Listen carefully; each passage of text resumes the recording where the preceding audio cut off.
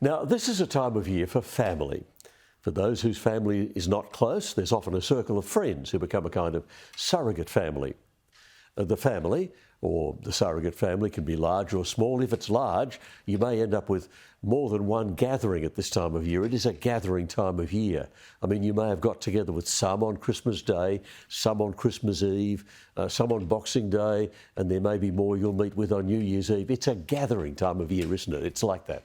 And we even get together with those members of the family we never see any other time. I mean, you even put up with Uncle George and Uncle Ray at the same dinner table or the same barbecue, even though we know they will drink too much and then argue about politics, because this is a gathering time of year.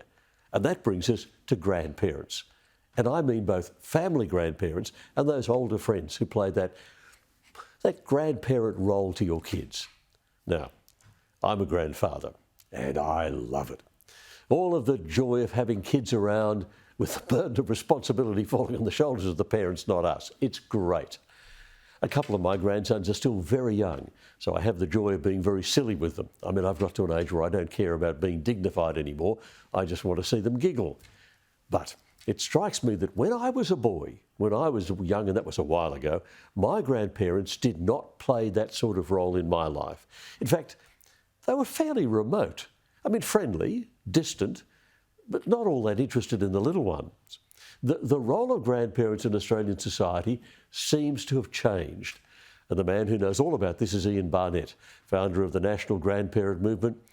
Ian, welcome to the program. Look, tell me, how has the role of grandparents changed over the years? I think, Kel, you've been touching on a number of key issues. As I've watched over the last several years, I think grandparents certainly are more active and more involved in the lives of their grandchildren. I think that's out of desire, but also out of necessity. Parents themselves are working more. Two-income families are needed to survive and to provide income for mortgages, etc. And I think also just the changing reality of our society, there are more challenges. I think life is incredibly complex now for families. You set this up well, as you joked about the times of gatherings. But again, I think what's happening is, I remember hearing a writer the other day share their thoughts, and they said they feel there's a poverty of wisdom in our society today. And instead of young people actually just going to Google to find the answer, he felt there's a possibility they could actually go to their grandparents who've seen and learnt much over the years. And I'm seeing that happen more and more. I think grandparents want to be active in the lives of the grandkids. I think the way they interact, we're living longer, we're more able, and we want to be active still. And I think you're right, we can do things that maybe previous generations never thought about. And so we're trying to encourage grandparents to be active and to be involved in the lives of their grandkids.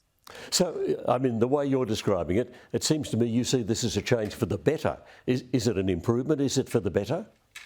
Absolutely. I think it's a key thing. Like at this stage, I know you're pretending that you're old like me, but at this stage of our life, I'm over 60, we've all probably made wills and worked out who's going to get what physically from our possessions.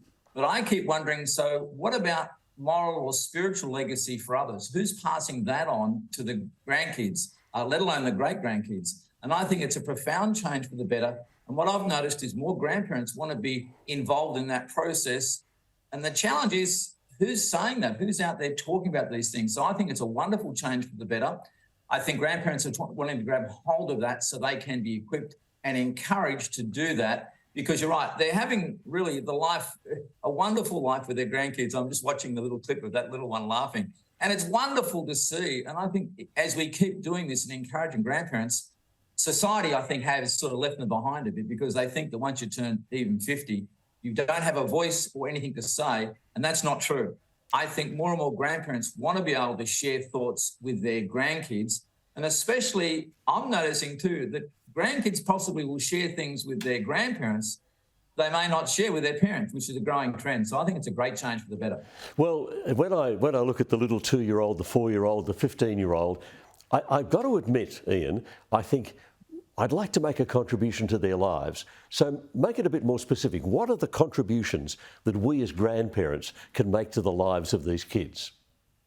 I want to start by saying I think we need to share our stories, Kel. I don't think the previous generations either felt the need to do that or knew how to do that. I think it's important that even we actually share with our grandkids, no matter their age, about our journey, not saying so much, well, this is how I did it in days gone by, but I think we can actually share insights in regards to the challenges, the highs and lows, to remind them that we were not perfect. We also made mistakes. Forgiveness is real. All those things are key. I think we want to make sure that, in fact, we can connect with them. Yes, it's more than likely as they get older going to be through technology, and we might have our own views about that, and that's okay, but we can use it for the better to connect with them. So there's a couple of things. Yep. Sorry, Ian, I interrupted. I just said the role of technology is they explain it to us these days. So they play a useful role, don't they? Absolutely. And it's surprising, Kel, how probably because of COVID, many grandparents actually themselves have become fairly savvy when it comes to technology, FaceTiming, Zooming, all those things become a necessity for us. But now, because families are so dispersed and living all around the place, it's become crucial because I think we need to make the effort to connect, to engage, not just birthdays or Christmas, but at different times through the year, make special occasions, have an interest that you can talk to your grandkids about. And when they share their interests, think about it, engage with them. I think they're really key. Ian Barnett, a delight chatting to you. Thank you very much for your time.